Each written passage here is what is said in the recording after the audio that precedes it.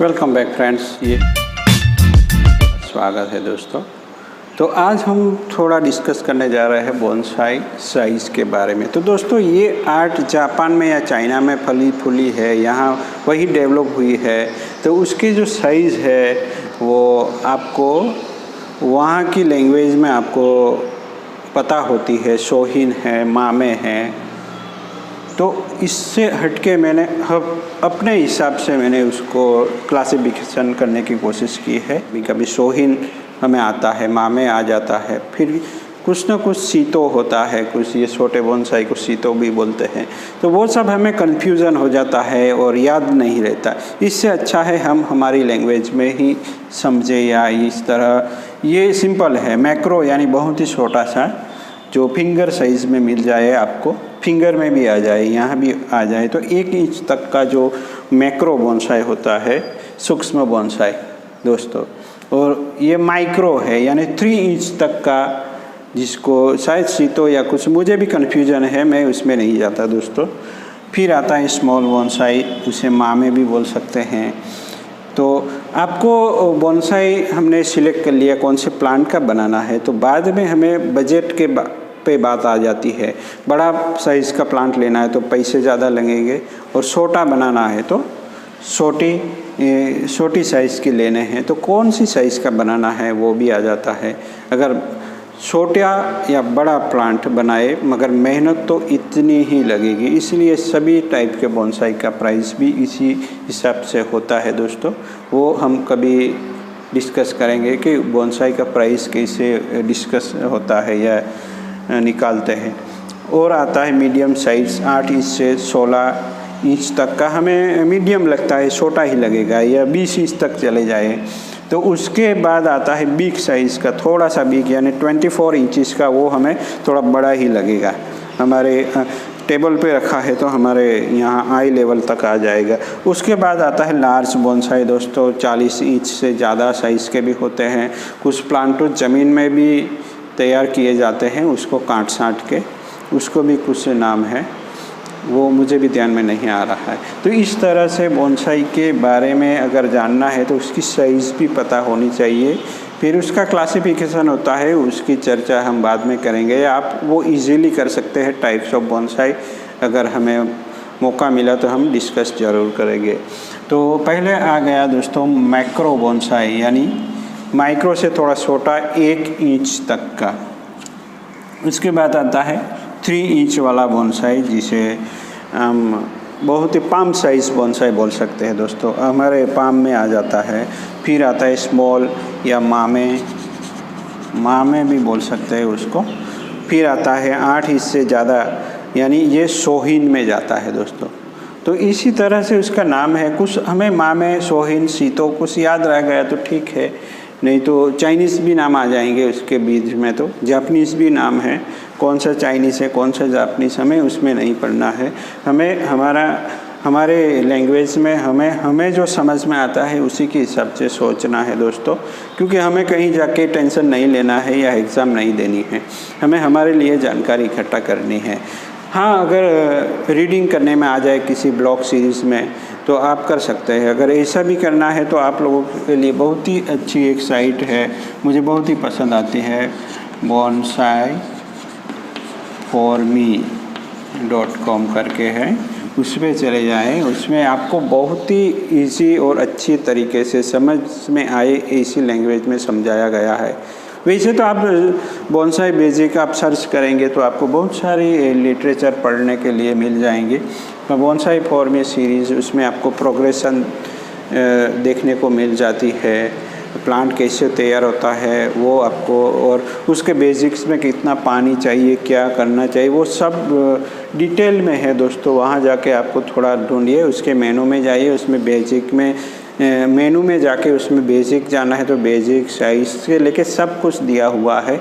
तो आप वहीं जाके भी अगर आपको इंटरेस्ट है, इंग्लिश में अच्छे से पढ़ सकते हैं, तो आप वो आपके लिए अच्छी बात होगी। bonsaiforme.com पे जाके आप कुछ अलग से जान सकते हैं। तो उसके बाद हमने बिग साइज़ यानी 24 इंचज़ का और लार्ज साइज़ का बोनसाई। तो इसी तरह से बोनसाई के साइज़ होते हैं दोस्तों। फिर आ जाता है स्टाइल, कौन सी स्टाइल करनी है। तो ये सब फैक्टर भी अफेक्ट करते हैं मटेरियल सिलेक्शन के लिए। यानी जब हम नर्सरी में जाएंगे तो आपको दिमाग में होना चाहिए कि मुझे क्या बनाना है इससे, ओके। और कितना साइज़ का प्लांट बनाना है, फॉरेस्ट बनाना है, सिंगल प्लांट बनाना है, मल्टी ट्रंक बनाना है, तो उसके लिए भी अलग से मटेरियल होगा। मल्टी ट्रंक बनाना है तो आपको ये लिए 2-3 ब्रांचें नीचे से निकली हुई ब्रांचें भी होंगी, वैसा प्लांट सिलेक्ट करना है। तो आप पे डिपेंड करता है आपको बोनसाई कैसा बनाना है दोस्तों। तो ये सब अगर जान लिया तो थोड़ा हेल्प हो जाती है कि हमें मटेरियल सही से और सही बजट में सिलेक्ट कर सके, क्योंकि सब जगह आ जाता है दोस्तों बजट। और टूल्स के बारे में तो बिगिनर्स टूल गाइड का वीडियो है ही, कौन से टूल कहाँ से मिल सकते हैं।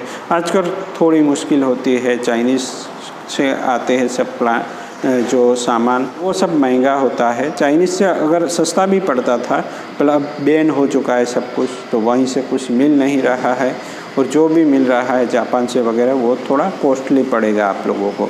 अगर लेना ही चाहते हैं तो ले सकते हैं, नहीं तो बिगिनर सीरीज़ का वीडियो है जिसमें आप हमारे यहाँ से कौन से टूल कहाँ से ले सकते हैं, उसके जो अल्टरनेटिव है उसका भी वीडियो है, उसके भी डिस्कस करेंगे हम क्लासरूम में।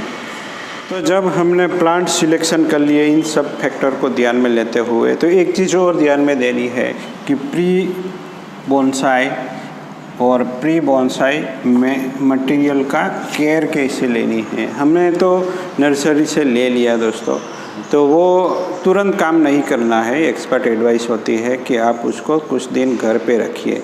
अगर ओल्ड मटेरियल वहाँ रखा हुआ है वैसा आप लाते हैं तो आप हफ्ते 15 दिनों में काम कर सकते हैं, मगर कुछ दिन वो नए एनवायरनमेंट से आता है और हमारे एनवायरनमेंट में एडजस्ट होने में थोड़ा वक्त लग सकता है। तो अगर आप इमीडिएटली उस पर काम कर लेंगे तो प्लांट जा भी सकता है। और शुरुआत में कुछ प्लांट जाएंगे भी, तो वो भी ध्यान में रखें दोस्तों, उसमें कोई दिक्कत नहीं है, कुछ प्लांट तो जाएंगे ही। तो जब आप नर्सरी से प्लांट लाएंगे तो उसको वाटरिंग करने में बहुत ही मुश्किल होती है दोस्तों। वो बैग होती है या कोई पॉट होगा, उसमें बहुत सारे होल होते हैं, ड्रेनेज होल नीचे से ज़्यादा ऊपर होते हैं। तो जैसे ही आप पानी देंगे वो होल से पानी निकल जाता है सीधा, और जो रूट बॉल होता है बीच में, उसमें पानी ज़्यादा नहीं लग पाता। तो कुछ ही दिन में वो प्लांट सूखने लगेंगे या पत्ते गिरना शुरू हो जाएंगे। तो इसलिए मैंने क्या किया है यहाँ, तो यहाँ एक हाइड्रेट प्लेट आती है दोस्तों, 10 रुपये में डिस्क आती है प्लास्टिक की, वो रख ले, जिसमें ड्रेनेज होल नहीं होता है। उसमें पोट रख या जो भी प्लास्टिक बैग है वो रख के उसमें पानी भर देना होता है। तो क्या होगा कि प्लांट जितना चाहे पानी ले सकता है। तो अब ऊपर से वाटरिंग करेंगे तो वो सीधा नीचे चला जाता है, प्लांट को मिलता ही नहीं, तो वो प्रॉब्लम आती है। इसलिए इस तरह का सेलो पॉट ले रहे 10-10 रुपये में आ जाएगा, उसको केवल कुछ दिन हमें मेंटेन रखना है। उसके बाद अगर हम उस प्लांट को लगाते हैं दोस्तों बैग से निकाल के, तो उसके जो रूट बॉल, इसे बोलते हैं रूट बॉल, उसमें कुछ कंजक्टेड रूट्स होंगे, उसका बॉल सा बना होगा, तो उसको ज़्यादा छेड़ना नहीं है। यानी आधे से थोड़ी ज़्यादा नीचे से काट लेनी है, या आप इतनी ही मिट्टी डिस्टर्ब कर सकते हैं शुरुआत में अगर नर्सरी से प्लांट लाते हो तो ये रूट बॉल का आपने छेड़ा नहीं है, और उसको हमने लगा दिया किसी बड़े पॉट में। ये रूट बॉल को हमने छेड़ा नहीं और प्लांट लगा दिया है, यहाँ मिट्टी भर ली, हमारा सॉइल मिक्स। तो हुई एक प्रॉब्लम आता है कि यहाँ अच्छे से वाटरिंग करते हैं तो वो ड्रेनेज वाला पानी, हमारा जो सॉइल मिक्स है वो वेल ड्रेन होता है, तो पानी सीधा नीचे चला जाएगा। उसके लिए भी आपको कुछ ऐसा कुछ करना होगा, या उसको ड्रेनेज होल की में से पानी ज़्यादा ना निकले वो भी कर सकते हैं, या कुछ ज़्यादा पानी दे कुछ, जिसकी वजह से हमारा जो सॉइल रिटेनर कंपोनेंट है वो पानी सोख के रखे और उस रूट बॉल को पानी सप्लाई कर सके, नहीं तो प्लांट जा सकता है शुरुआत में दोस्तों। अगर आपने रूट बॉल को ज़्यादा सेड़ा नहीं है तो, क्योंकि कुछ प्लांट ऐसे होते हैं दोस्तों जिसको आप ज़्यादा सेड़ेंगे तो वो प्लांट डाइबैक हो जाएगा, जैसे कि जूनिपर हो गया, मधुकामिनी आजकल बहुत छोटी लीफ में भी मिलती है, मगर उसको ज़्यादा सेड़ दिया है तो वो भी डाइबैक कर जाती है। फाइकस में ज़्यादा दिक्कत नहीं आती, उसको आप पूरा मिट्टी निकाल दें और कुछ ही रूट के साथ आप उसको लगा सकते हैं, क्योंकि उसका कटिंग भी हो जाता है तो फाइकस में इजीली हमें अच्छा रेट मिलता है सर्वाइवल का। तो कुछ प्लांट जाएंगे भी रहेंगे भी, तो उसके शुरुआत में इसीलिए कुछ महंगे प्लांट नहीं लेने हैं, बहुत सारी स्पीसीज भी सिलेक्ट नहीं करनी है, सस्ती और जैसे कि कार्मोना ले सकते हैं आप, कार्मोना ना पिपली, ये बोगनविलिया